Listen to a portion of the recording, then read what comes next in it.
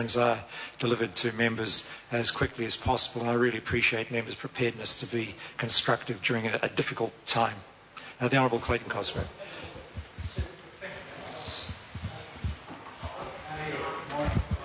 Yeah. Look, thank you for that, sir. I just wanted to touch on one point. You have been advised that the sound is audible through the normal systems, correct? And my question simply would be, if there is a failure later this evening or whenever, what is the position of the House if that does drop out?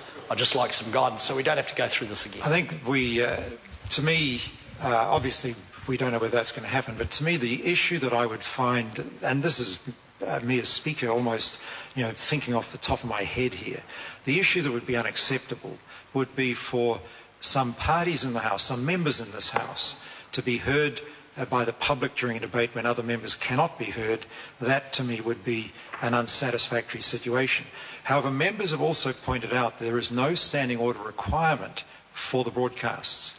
If in fact there was unfairness on what was going through, it would be totally within the standing orders of the House to close down the broadcasts. As members have pointed out, the rules require cover the debate in this House. They facilitate the broadcasting of the debate. But to me, the thing that would be unreasonable would be if any one member's or party's views were getting through to the public on important issues and other members' or parties' views were not.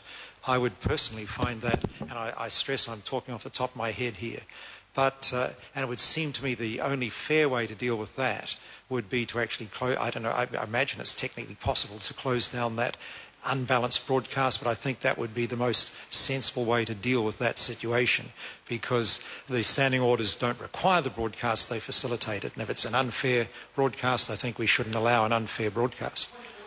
Point of order, the Honourable Lianne Dalziel. Thank you.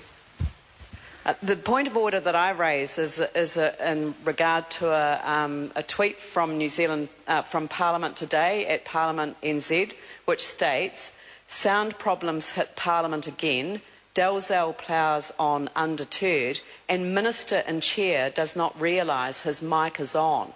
And that was the point that my colleague Clayton Cosgrove made when he came down to the House, is that the broadcast system was picking up the Minister's mic in the chair, but not anyone else's mic. And that does indicate that, in fact, there is an unfair disadvantage in that some members are able to be heard publicly, but not others. I'd want to make sure that the Minister and the Chair is aware of this issue, and we must, I think it's pretty easy to tell which mics are working, and I think we must make sure that before a member's time is started, that the Chair of the committee is satisfied that the member's mic is working, because if it's working, it will be broadcast. If the my advice is that where there's a microphone that's working, it will get through on the public system.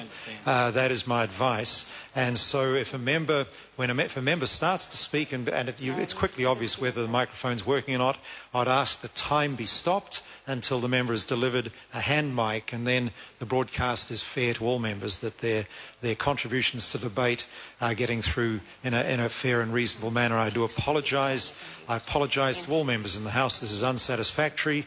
It's beyond the control, I think, of any of us. But I appreciate very much your cooperation during a difficult time, and I want to make sure no member is disadvantaged by it. And I ask the Chair of the committee to ensure for me that no member is disadvantaged by it. I declare the House in committee. Point of order, Todd McClay. Point of order, Mr Speaker. Thank you. A separate point of order. Prior to you being recalled, Mr Cosgrove was speaking in the House, and the Honourable Henry was called upon to leave the chamber. I'm sitting closer to both the chairman and to the speaker at the time in the debate, and it wasn't clear to me, let alone I would assume Mr Henry, whether it was a speech or a point of order that was made. Now, we've heard from members in the points of order previously to this that there was difficulty with microphones on the opposition side of the House, and it was extremely difficult to be heard. Indeed, the chairman at the time said that he was able to see Mr Henry, but actually to be able to see somebody and to hear the instruction, and whether it was a point of order or speech, I would suggest are different things. So I wonder, I see where the member's going, and I must point out to him, to save the House's time, that is a matter for the Chair of the committee. The Speaker can't interfere in that matter. That is a matter for the Chair of the committee. I declare that...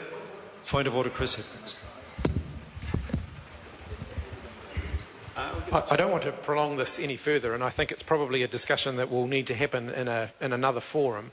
This is not the first time the House has had difficulties with this sound system, and in fact we've encountered difficulties before where everything is broadcast that occurs in the debating chamber, whether the member's microphone is audible within the chamber or not.